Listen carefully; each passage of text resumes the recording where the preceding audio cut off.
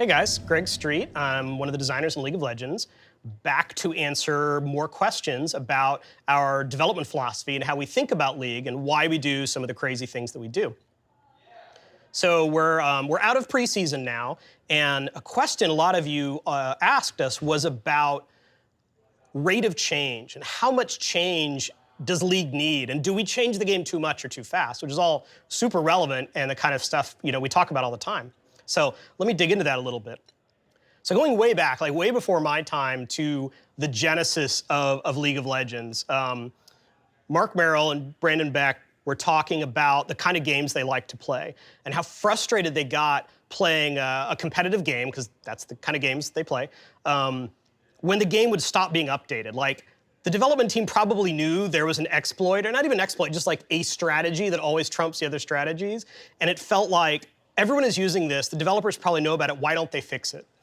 And so they really wanted the game they made, which ultimately became League of Legends, to be a game that was curated, that was something we constantly looked at and updated. And if there was a pain point or a frustration or a strategy that couldn't be beat or a strategy that was all anyone used, Riot would step in and try to fix that so that players didn't have to go too long. We know we have a lot of you guys play League, maybe every day, maybe several times a day. And so even though we do try to patch on a 2-week cadence, that could feel like a long time when there's like a champ in the game that's really frustrating to deal with. So overall, that leads to our philosophy of, let's get in there and fix the stuff that's broken. A lot of the changes we do are of this level of fixing broken stuff / maintenance / updating. To use a really simple example, our live balance patch notes are trying to get at the, Camille came out a little bit strong. It's always a challenge launching a new champion to get the balance just right.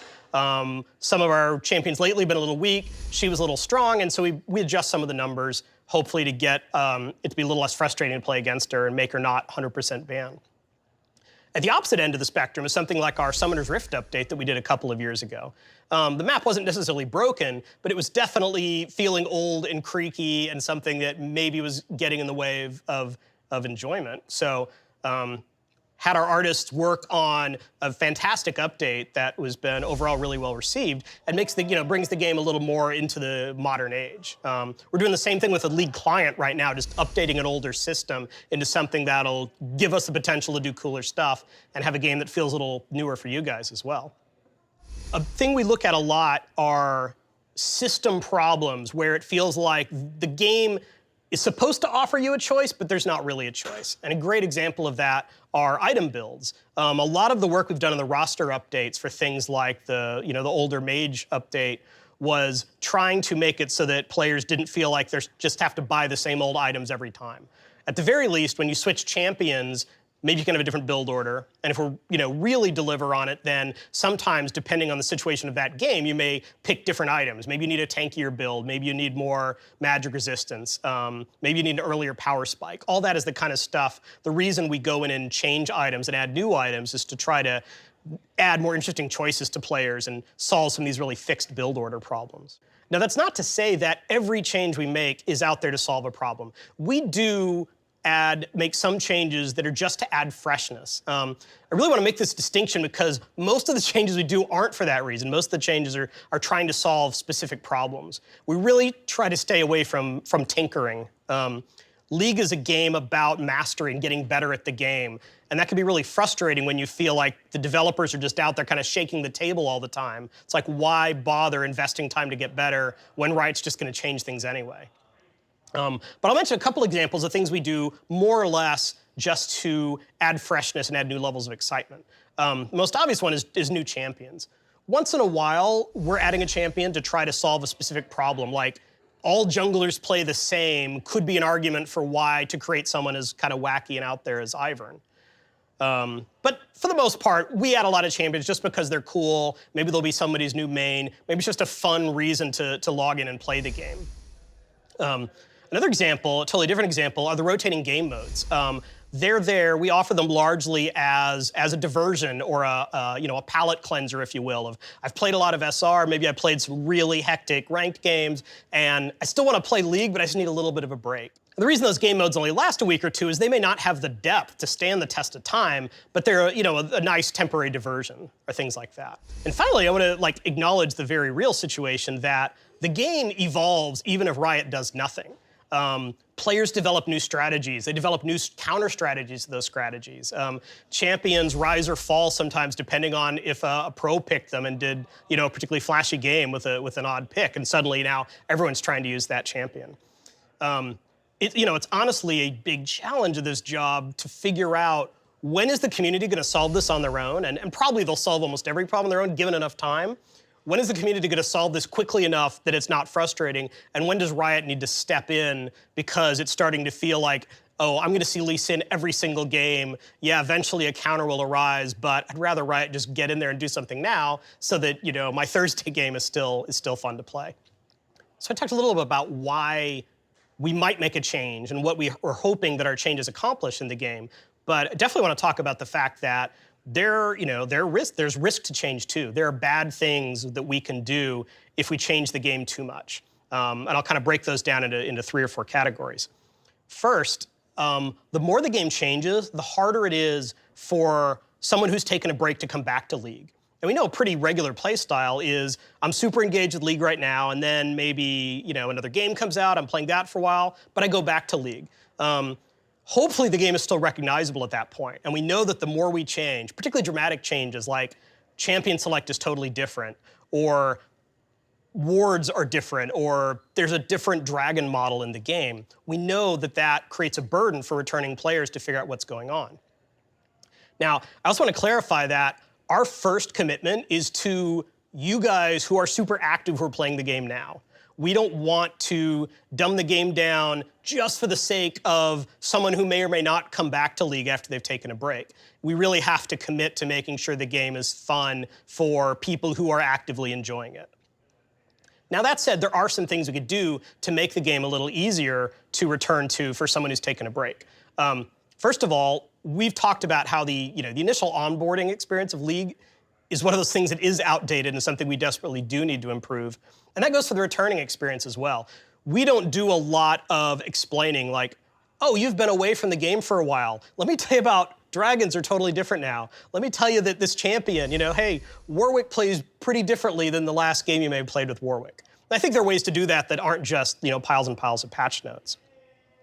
And then also, there are fundamentals of League that we want to stay the same. If you log out today and you don't log back in until 2019, the beginning of the game should still probably start with everyone zoning in to the Nexus, and the game should probably end with you getting into the enemy base and doing some damage there. Even if the champions change, the items you buy, the way you buy items, all of that could change, but enough of it will still feel like League of Legends.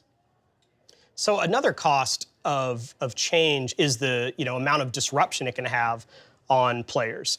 We do want League to be a competitive game, and that goes from everyone playing ranked all the way up to professional esports. We know that dramatic changes can have a huge impact on players who have spent hundreds of hours perfecting certain plays or strategies, and we try to be very sensitive to that.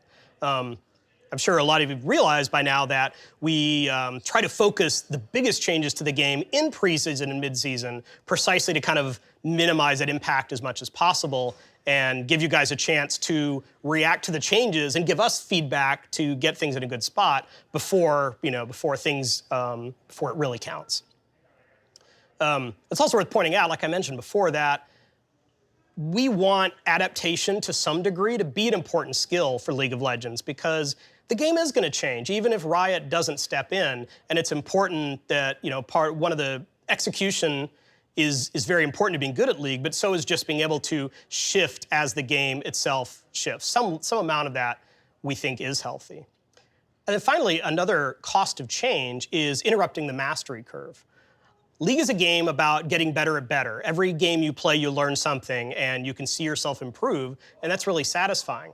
And we know that if we step in too much, particularly if it's very disruptive, that players may just lose that desire to adapt. It's like, why bother trying to solve this problem? Riot's just gonna, get in and mess with it in a week or two anyway. I've talked about this a little bit already, but what I really want to focus on is how we try to mitigate those risks. First of all, we aren't just going for incremental changes. Like, if a designer has a pitch to make a champion 1 or 2% better on whatever holistic scale you're measuring with, that's not good enough. We should strive for changes that make the game 10%, 30%, 200% better. That's kind of the scale of how we hold ourselves accountable to making sure we're making changes the game really needs. Now, I know we don't always hit it, and we certainly sometimes break things with well-meaning changes, but we do have a goal. Furthermore, not only do we have a strategy, but we try to have follow-up too. Even the best, well-thought-of, beautiful designs sometimes don't stand a chance once they get out there into the hands of millions of players. So we realize, wow, we thought this was going to work, but we now have evidence that it doesn't, and we need to follow up. That's where the two-week patch cycle can really help, because then if we overshoot or we miss or the idea was just terrible, we do have an opportunity to back it up before things kind of go on too long and maybe get worse and worse.